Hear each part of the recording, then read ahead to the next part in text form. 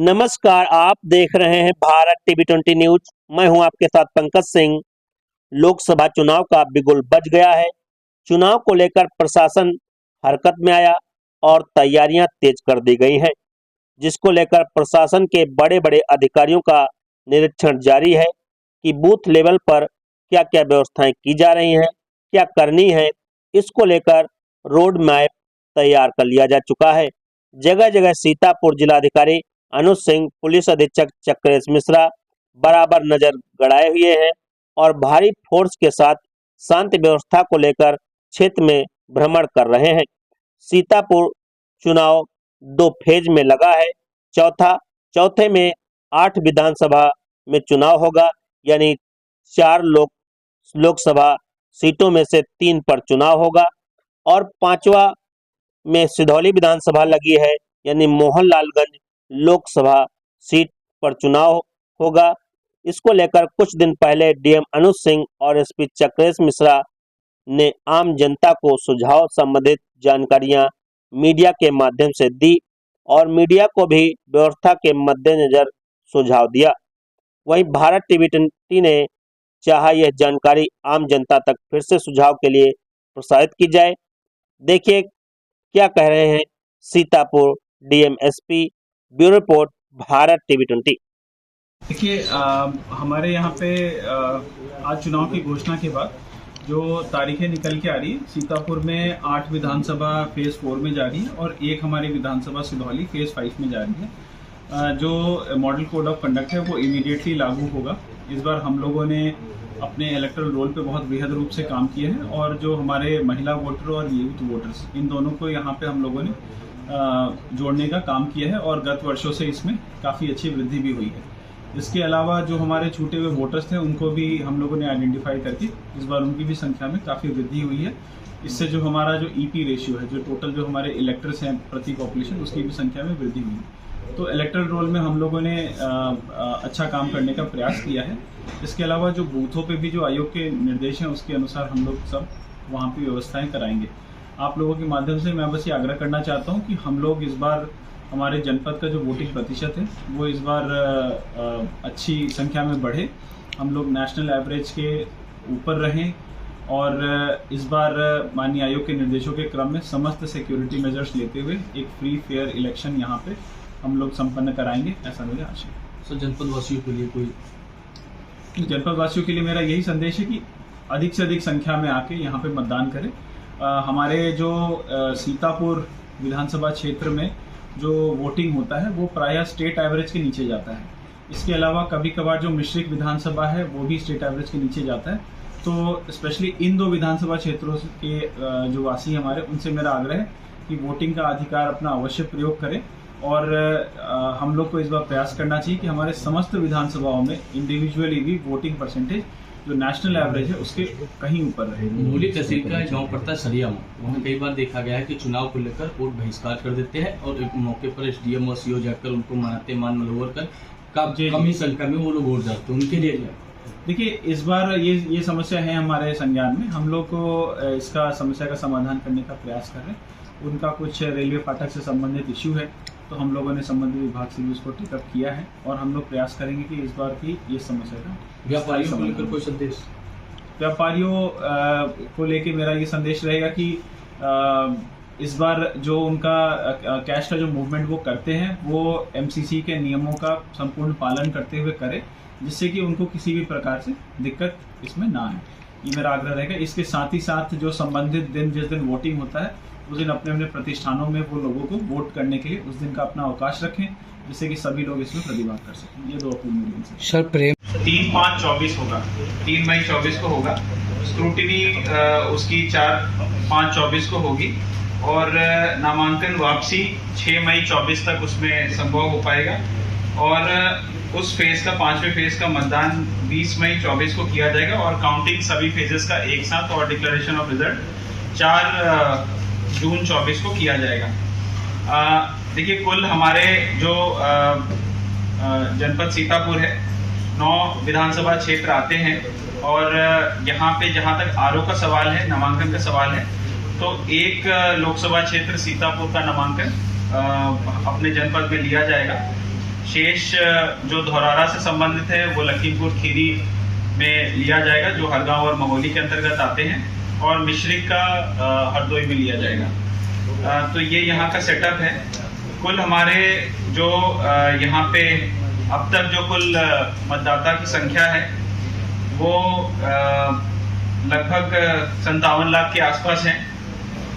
जो gender ratio है वो 884 है, मतलब कहने का अर्थ ये है कि प्रति 1000 जो पुरुष मतदाता है उस पे 884 हमारे महिला मतदाता हैं, और इसमें पिछले बार से वृद्धि है। हम लोगों ने इस बार महिला मतदाताओं की संख्या को बढ़ाने का विशेष प्रयास किया है।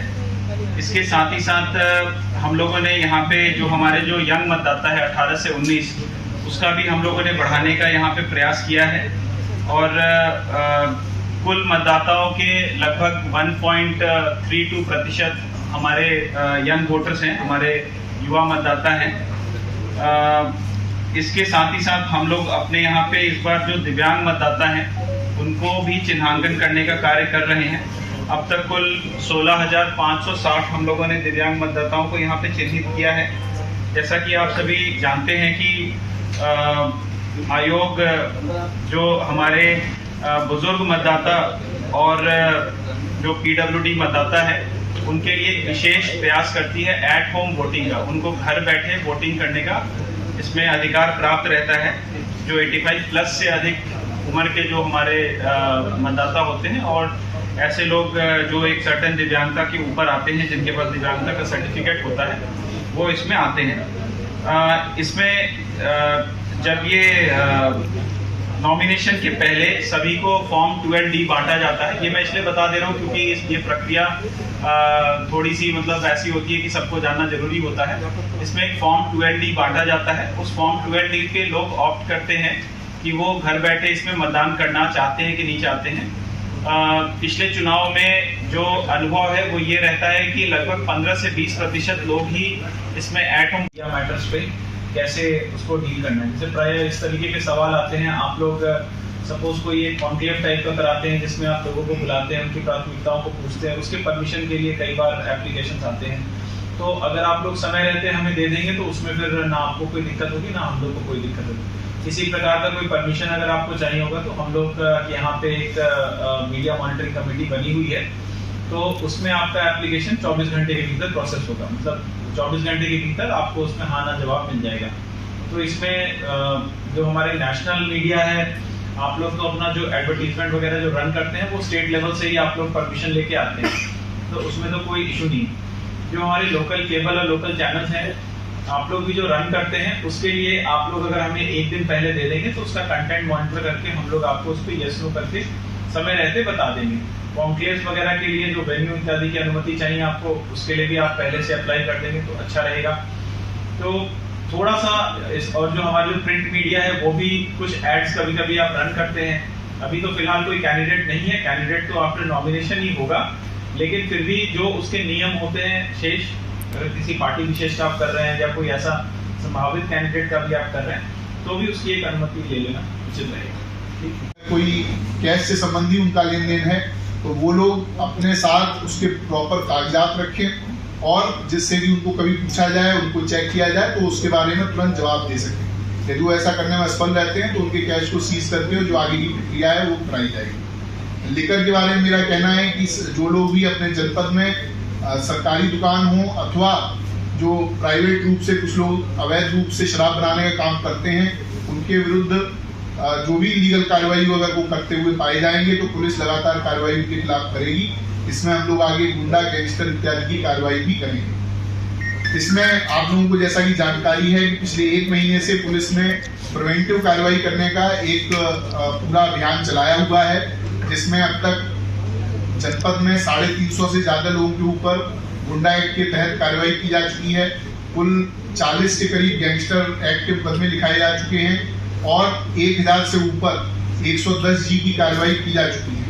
अभी तक इस चुनाव में हम लोग 107-16-3 की जो कार्रवाई होती है उसमें अब तक लगभग 30,000 लोगों को नोटिस कर चुके हैं और आगे भी इसमें चिन्हित करके प्रत्येक बूथ पर जो लोग संवेदनशीलता बढ़ाते हैं अथवा किसी व्यक्ति को चुनाव में भाग लेने से रोकने का कार्य करते हैं, उन लोगों के खिलाफ इस तरह की अन्य विरोधात्मक कार्रवाइयाँ जारी रहेंगी। चुनाव में मैं आम जन से अपील करना चाहता हूं कि जो भी आपका निर्णय है उसको आप अपने मत के द्वारा बिना किसी भय के, बिना किसी पक्षपात के उसका प्रयोग करें, और अगर कोई आपको इससे करने से रोकता है तो उसकी शिकायत तुरंत पुलिस को करें, उसके विरुद्ध वैधानिक कार्रवाई की जाएगी। नेक्स्ट, कि जिन लोगों के पास लाइसेंसी आर्म्स हैं उन लोगों के आर्म्स डिपोजिशन की कार्रवाई थानों के द्वारा शुरू की जा चुकी है। यदि वो किसी ऐसे व्यवसाय में है जहां पर उनको आर्म्स की आवश्यकता है अथवा किसी अन्य कारण से वो अगर उससे एग्जेम्पशन लेना चाहते हैं तो प्रत्येक तहसील स्तर पर एसडीएम और सीओ के नेतृत्व में कमेटी बनाई गई है